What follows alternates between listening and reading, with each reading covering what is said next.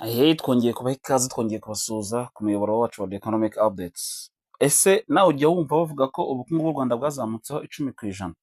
Iyo ni raporo y'umwaka ushize yatangajwe, ndetse akaba ari na raporo y'igihembwe cya mbere cy'uyu mwaka turimo, nk'uko bitangazwa na BNR ndetse n'ikigo cy'ibarushamibare ku bijyanye n'izamuka ry'ubukungu.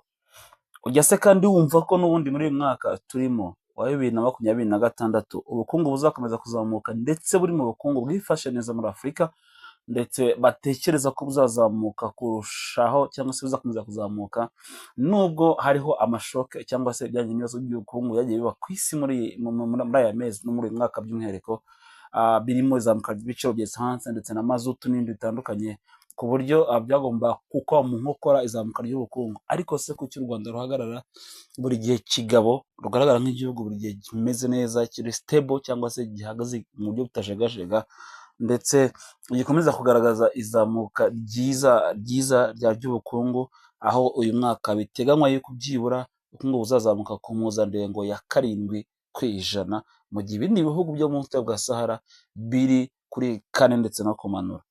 Ikibazo twibaza ni ese ubukungu iyo buzamuka cyangwa se iyo bukomeza kugenda bwiyongera, ubwo ni umusaruro mbumbe w'igihugu muri rusange. Uko buzamuka koko burazamuka cyangwa hari icyo abaturage batumva neza? Ese iyo buzamutse mu mufuka wawe nk'umuturage ubyumva ute? Ese wumva iyo impact, wumva icyo kintu kirimo kiraba, cyangwa ubyumva uba wumva ari ibintu nyine biri kuri kure utarimo ubona? Bisobanuye iki kuba ubukungu buzamuka? Uyu munsi reka tubiganire, tubihuze n'icyitwa inflation cyangwa se n'icyitwa kuzamuka kw'ibiciro ku masoko.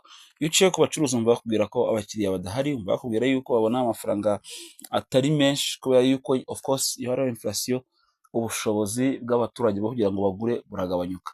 Ariko se ko bugabanyuka kandi tugakomeza kugira n'ubundi izamuka ry'ubukungu twavuga ngo riri stable ku rwego rw'igihugu, ibi bisobanuye iki? Bihurira hehe? Reka tubivugeho gato, turebe isano hagati y'izamuka ry'ubukungu ndetse n'ikijyanye n'izamuka ry'ibiciro ku masoko, aho usanga abantu bavuga bati nyamara nta cyabaye. Reka tubinyuremo gato turebe uko biba bimeze.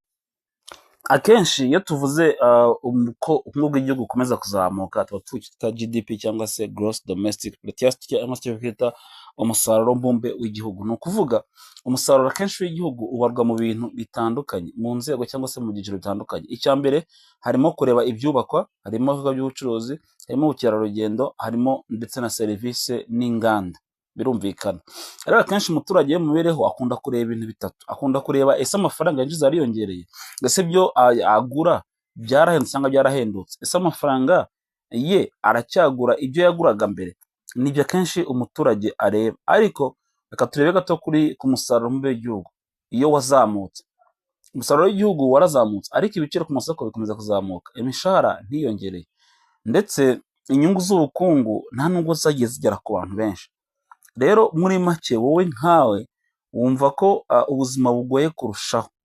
Ariko se nubwo wumva ko bugoye kurushaho, nicyo ukwiye kwishimira nanone mu kuba tuvuga ko umusaruro mbumbe w'igihugu ukomeza kuzamuka. Reka turebe nk'uko rero ubundi bimeze mu bukungu. GDP cyangwa se umusaruro mbumbe w'igihugu iyo ukuze, ntabwo nk'umuturage uhita ubibona direct.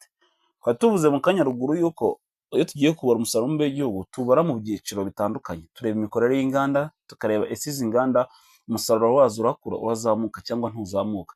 Tukanareba ese ibihe byiciro bigiye birimo iryo zamuka ry'amafaranga muri rusange. Umuntu akareba ese akenshi biratinda ko umuturage abona cyangwa se ariyariza mu mufuka we icyayi n'izamuka ry'ubukungu, kubera yuko bifata igihe kugira ngo umuntu abibone.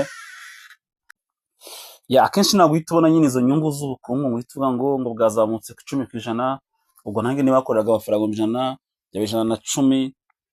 Ntabwo ari iyo logique bihita bijyamo kuri level cyangwa se ku rwego rw'umuturage. Ahubwo ikiba akenshi ubukungu bw'igihugu buzamutse biba bisobanuye ko hari amahirwe y'akazi mu gihe kizaza gashobora kwiyongera. Turavuga ngo ni uruganda urugero rwakoraga isukari rwitwa Kabuye, rushobora guproduza toni urugero 10,000 mu cyumweru.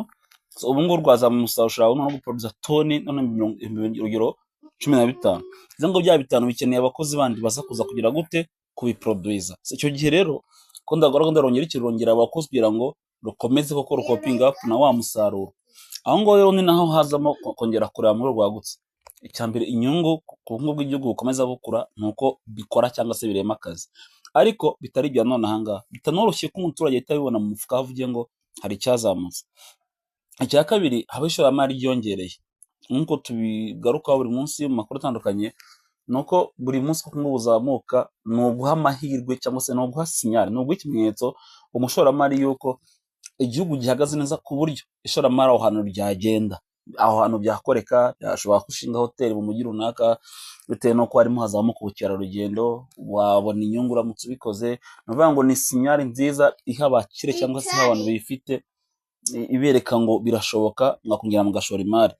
Ikindi, iyo ubukungu bugenda buzamuka n'igihugu gikora investment ijyanye n'ibikorwa remezo, kubaka imihanda, amashuri, amavuriro n'ibindi bikiyongera, kubera yuko nyine ubwo bukungu nk'uko tunabivuze n'ingingo y'igihugu, n'ingingo y'imari y'igihugu, hari aho bigenda bihurira kandi bigakora koko kombinezo nziza yerekana yuko n'igihugu gishora imari ijyanye no kubaka amashuri n'ibindi, nabyo kandi bisubira bigatanga akazi. Wubatse amashuri, wubatse umuhanda, wubatse amavuriro, nabyo byongera bigaha abaturage akazi. Hanyuma ikindi, ubucuruzi nabwo buraguka, birumvikana ko ni shene, ni urukurikirane, ntabwo kimwe cyabaho ngo ikindi kibe kubaho. Ikindi no kubara amahirwe yo kubona amafaranga akaba yakiyongera, kubera yuko nyine ba bantu babonye akazi. Utashobora kubona amafaranga, hari umuhanda ugiye gukorwa ahantu atuye, so araza kuza gutusha kuri ya mafaranga atashoboraga kubona mbere y'uko uwo muhanda uza. Reka turebe urugero, niba igihugu cyubaka inganda nshya cyangwa se ubukerarugendo bukiyongera, GDP ishobora kuzamuka uyu munsi, ariko umuturage ucuruza utuntu dutoya ku isoko ashobora kutumva ko ako kanya iryo zamuka ryabayeho rwose. Wanamubwira akavuga ati reka reka barabeshya, ntabwo ubukungu bwaba bwazamutse kuko njye ndiyizi, ahubwo akenshi akubwira ko abona yanasubiye inyuma, of course, ariko si byo, kuko mu bukungu turavuga ngo dushobora kureba iby'igihe kirekire n'igihe kigufi. Rero mu gihe kirekire nicyo izamuka ry'ubukungu rifasha. Niyo mpamvu rero umuntu ashobora kuvuga ati nibyo igihugu gishobora kuba kiri gutera imbere, ariko njye nkiri aho ndi cyangwa se naranasubiye inyuma, kandi ibyo ntibihita biba amakosa. Umuntu aba ari kuvuga ibyo yumva nyine ku rwego rwiwe. Rero GDP irakura, ariko uburyo ikura ni nk'uko ikiyaga cyuzura amazi. Ikibazo abaturage bibaza si ukumenya niba ikiyaga cyuzuye, bibaza niba amazi yageze no mu mugezi ubageraho. Nicyo tugomba kureba. So inyungu z'ubukungu bukura ziragutse, ni nini ku muturage, ariko kandi twazireba mu gihe kirekire, aho tureba mu gihe gitoya. Bimara iki kuvuga ko ubukungu bwazamutse, inganda zazamuye umusaruro w'ubukerarugendo wazamutse, byose ni amaraporo agiye ariho, ariko nanone agomba kuza kongera wowe ngewe cyangwa se undi muntu tukabyumvira mu cyo tuzungukira mu kuba ubukungu bw'igihugu buzamuka, ndetse ubona ko ari na byiza ku Rwanda, kuko igihugu nk'u Rwanda gihora kizamuka umunsi ku munsi, ni chance ikomeye kuri twe nk'abaturage kuba twabibyaza umusaruro. Rero umuturage ntago GDP, ahubwo arya ubushobozi bwe bwo kugura akazi ke nayagira gute yinjiza. So GDP ni ikivuze, ni umusaruro mbumbe w'igihugu, hanyuma iyo wazamutse njye mba nzungukira mu kuba nzabona ikintu kizaza nyuma y'uko, cyangwa se kibyawe n'uko umusaruro mbumbe w'igihugu wazamutse, kandi koko bingeraho, nawe bikugeraho cyangwa se bizanakugeraho, ariko tubireye mu ndorerwamo yagutse ndetse y'igihe kirekire. Murakoze.